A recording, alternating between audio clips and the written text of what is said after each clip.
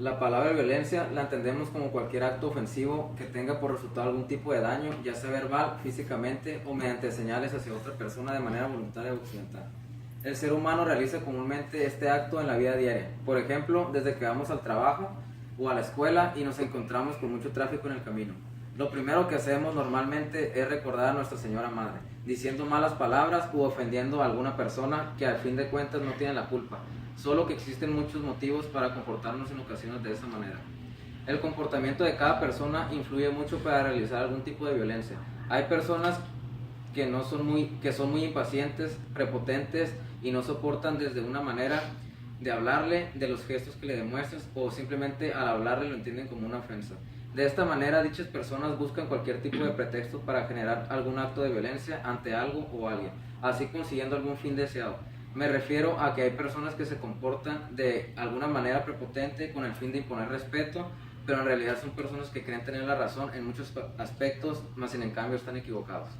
En todas partes del mundo siempre ha existido la violencia y de diferentes maneras.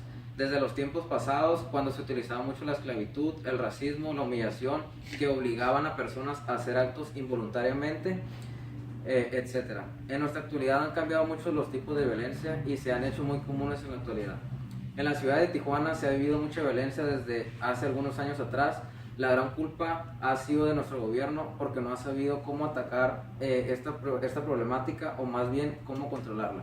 En nuestra actualidad, especialmente en Tijuana, se están viviendo actos que en épocas pasadas no se veían muy comunes. Desgraciadamente, vivimos en un mundo demasiado avanzado donde cada vez se miran más cosas y en lugar de que vayamos progresando, vamos al revés, es decir, retrocediendo. La familia tiene gran importancia y es fundamental para poco a poco ir bajando los índices de violencia que se presentan en Tijuana. Me refiero a que los padres son y hacen con sus hijos a sí mismos, ellos serán de grandes y con sus descendientes. Existen muchos tipos de violencia y que se pueden implementar de diferentes formas. Las más comunes en Tijuana son la violencia familiar, la delincuencia organizada, la violencia animal, entre otras. La violencia familiar entra desde un maltrato verbal, físico o desde hacer alguna acción que afecte a algún miembro de su familia. Últimamente en esta ciudad se han presentado varios casos de violencia, como por ejemplo hace algunos días una madre y su actual pareja asesinaron a su hijo. Según las autoridades lo mataron a golpes y lo fueron a aventar sobre el Boulevard 2000. El señor que lo encontró se encontraba reciclando botes cuando de repente se encontró con una bolsa negra y sin saber la abrió para conocer su contenido. Su sorpresa fue que al ver el cuerpo del niño ya con olor fétido y con golpes a simple vista. Otro tipo de violencia que es muy común en Tijuana es el maltrato animal, desde los animales que se encuentran desamparados, así como hay personas con malas intenciones que maltratan a los animales. También es bueno recalcar que existen personas que se apiadan de dichos animales y los ayudan sin recibir nada a cambio, al darles de comer, bañarlos, vacunarlos, peinarlos, darles agua para tomar e incluso hasta adoptarlos. El abuso y el maltrato hacia los animales siempre ha existido. Un ejemplo muy claro se refleja en los circos al contener diferentes tipos de animales a los cuales los explotan obligándolos a realizar actos en el cual ellos no están acostumbrados y lo peor del caso, sometiéndolos a golpes o utilizando métodos violentos hacia ellos. Gracias a diferentes tipos de organizaciones, esto de la violencia animal ha ido cambiando para atacar esta problemática y tratar de solucionarla. Un acto primordial de dichas organizaciones fue el que quitaran los animales en los circos, que no mataran a los animales callejeros, sino que al contrario los ayudaran llevándolos al veterinario y atendiéndolos como se merecen.